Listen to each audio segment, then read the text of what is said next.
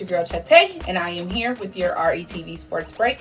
You can catch me here every Thursday, talking junk, spitting facts. Let's get started. Guys, I was wrong. And just like that, the NBA season is over, and the Milwaukee Bucks are your NBA Finals champs. You know, guys, did I want the Suns to win? I did. Did I want Chris Paul to get one? I did. Do I want y'all to stop disrespecting Devin Booker? I do. But Giannis, listen, that man wanted it. He wanted it, and he went and got it. There is nothing bad that I can say. There's literally nothing that I can say other than the Bucks wanted it, and Giannis went to get it. 50 points. 50 points. What? I knew in the first 5 minutes of Game 6 that the Bucks were going to win that game. I knew it in the first 5 minutes. We weren't even out of the first quarter, and I knew they were going to win that game. He dug, okay? Dug for that win. For every inch of that win, he went to get it. There's literally nothing I can say. And let me tell you something. Let's think back. Everybody just think back. Let's use our noodles. What were you doing at 26? You know what I was doing at 26? I was having a baby. Like, at 26, I had a kid. And that was what I accomplished that year. At 26, Giannis, with the long last name, listen, I don't even try to say his last name. I don't try to say it. It's Giannis. Let's talk about what Giannis has done at the age of 26, or up to the point in now in which he is 26. He is now an NBA champion. He has the Finals MVP. He is a 2-time league MVP. He has been the Defensive Player of the Year. He has been the Most Improved Player of the Year. He is a 5-time All-Star. He is an All-Star MVP. He is a 5-time All-NBA team and 4-time All-NBA defensive team. He's 26. Also, along with those 50 points, 10 rebounds, 5 blocks, which makes him the first NBA player in history with this stat. He's 26. I had like an okay job and was like feeding one kid and like getting ready to birth another one when I was 26, and I thought that was a big deal. Sheesh. But nevertheless, the Bucks, they wanted it more. They wanted it more. Chris Middleton did what he needed to do. What's the other one? The Lopez one, he was all right. Portis, they were there. Everybody did what they needed to do. Devin Booker, I don't know where he was on Tuesday. Not quite there. I think he finished with like 15 points or something like that. Between somewhere, it was less than 20. I know that. Chris Paul finishes with 26. He says he's not planning on retiring after this loss. He made it to his first finals. That's a big deal, you know. But the Bucks wanted it more. Everyone did what they needed to do. Every role was accounted for. There was like not too many bad things you can say about the Bucks as a whole. And even Giannis, coming off of an injury from the Western Conference Finals, didn't even finish the Western Conference Finals. And 50 points. The Bucks have not won a chip since 1971. That was 50 years ago. And Giannis comes out 50 points. I kind of feel like that was on purpose, but you know, who am I? I just sit in this closet and I record this show for you guys, and you know, I'm wrong sometimes. Sometimes I'm wrong. I'll admit it. But I do still need y'all to stop disrespecting Devin Booker. I really do. But Giannis, I may have wanted his team to lose because I wanted the Suns to win, but I love him and he's just so pure. And he went to Chick-fil-A and he got the Lord's chicken. He said he wanted 50 chicken nuggets, and he's adorable. I just love him. And to see him and his brothers with their trophies, and just him talking about his mother and how she was selling stuff on the street, and now he's at the top of the world. And Y'all said he couldn't shoot free throws, and now he's a freaking champion. You gotta love it. You just gotta love all that black boy joy. You gotta love it, and I do very much. So congratulations to the Bucks. Well deserved. Brava. Now the Olympics. You guys, opening day is coming on Friday. I feel like the Olympics been started. It's just like that's all that you can kind of talk about lately outside of the finals and such things.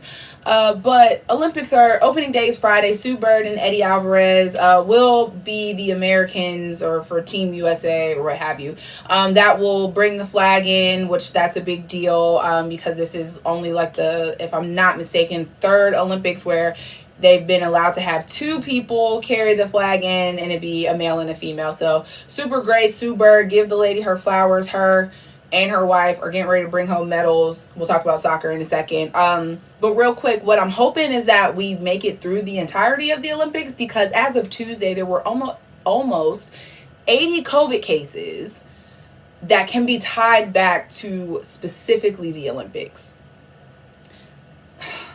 Guys, COVID is not gone. And I'm not going to get on a big COVID rant, but Tokyo is locked down. They don't want spectators. If you absolutely have no reason to be there, i.e. you are not a coach and or playing a sport or having to work in there, trainers, badge people, whatever, y'all, whoever you are, if you are not in that little umbrella, you don't need to be here. You can't come. You're not invited.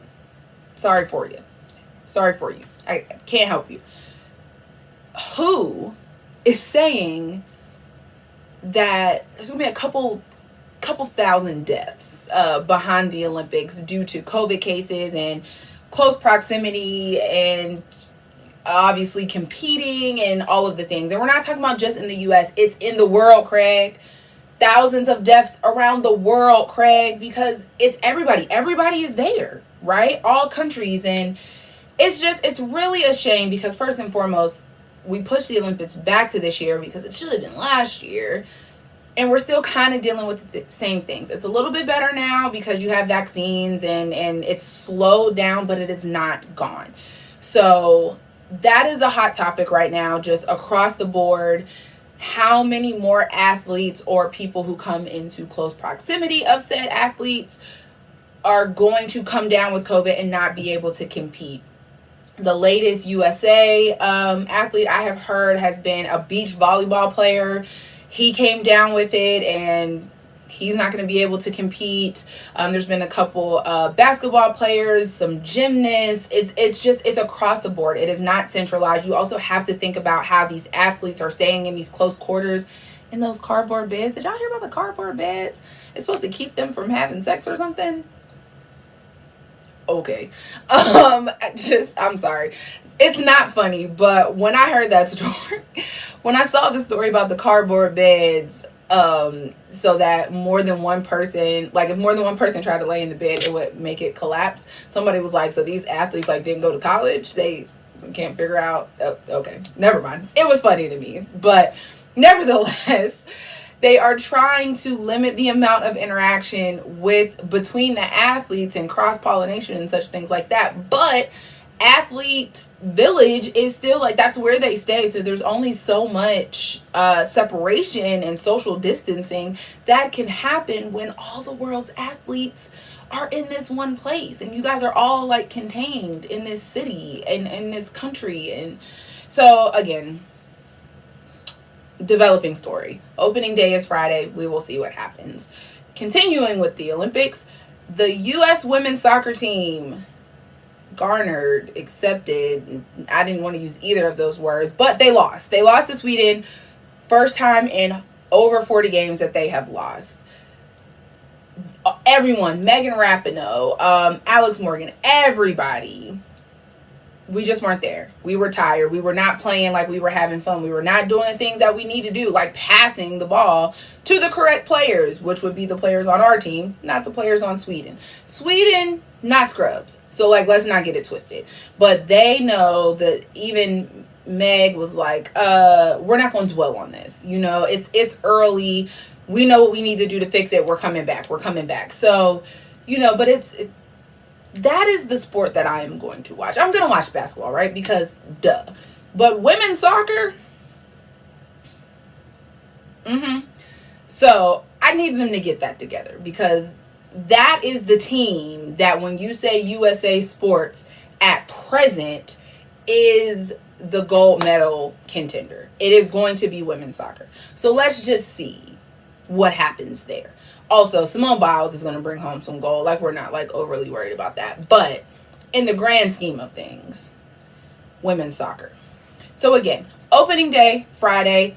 Next week, we'll talk a little bit more about it, see what's going on. I think I only have 2 shows left with you guys. So again, we're going to squeeze as much stuff as we can possibly squeeze into these next couple of episodes. Last but not least, to end on an upper note, like I said last week, I went to see Space Jam. Guys, I actually really enjoyed it. Anybody that knows me knows I did not want to see this movie. I was going to watch it because I felt like I was obligated to watch it, but I already said I wasn't going to enjoy it. I thoroughly enjoyed Space Jam: A New Legacy. And let me tell you why. It was not because of LeBron, and it was not because of Don Cheadle. I could have done without both of them. First and foremost, let me say, y'all need to stop acting like Space Jam was some Oscar-worthy performance by Michael Jordan. 'Twas not. Was LeBron terrible? Yes. Good and terrible. But when he needed to be dad-like and corny, he was. When he needed to be Jack Reacher serious, I was good there. We didn't need that from you, Bron. We didn't. Don Cheadle is not a villain. He's on some like evil man train right now, but not a villain. Not a villain at all. So I could have done without those two. I enjoyed all the callbacks to other Warner Brother movies. I enjoyed some of the jokes. You know, they stuck a TNT joke in there kind of early. I enjoyed... It was just a good time. It was really a good time. I enjoyed the cameos. I enjoyed, it was just a good time. And I hate to say like, it's not for adults, it's for kids, because I don't want to feel like I'm insulting kids. Like, they understand things, right? It was good. It was a good movie. I enjoyed it. I enjoyed it. The one thing I will say, biggest difference for me between the two, Space Jam is about basketball, because the entire plot point of that movie is that Michael Jordan stops playing basketball. New Legacy, that movie is about fun. We could have watched Albert Pujols in the same movie about baseball and you would have gotten Space Jam: The New Legacy. They're different. They're not the same. You literally could have called it something else, but I get it. Nostalgia. I understand. They could have called it something else. It could have been about hockey. It could have been about freaking volleyball. Space Jam: The New Legacy was about fun. It was not about basketball. It just happened to have a basketball player starring in it. So take LeBron out of it. Put track, Sha'Carri Richardson. Put her in it, make it about track. It's the same movie, and I would have enjoyed it either way. If you didn't see it, go see it. It's on HBO Max. If you have it, it's free. Go to the movie theater. Go see it. Stop being so hard. Stop acting like Michael Jordan's out here winning Tonys or something. Just, that's not the right award show. But so what? Go watch it. Stop being such hard critics. I'm a pretty tough critic myself, but I enjoyed it. I'm probably not going to go out of my way to watch it again, but I liked it. And that's it for me this week, guys. You can catch me here every Thursday, talking junk, spitting facts. See you later.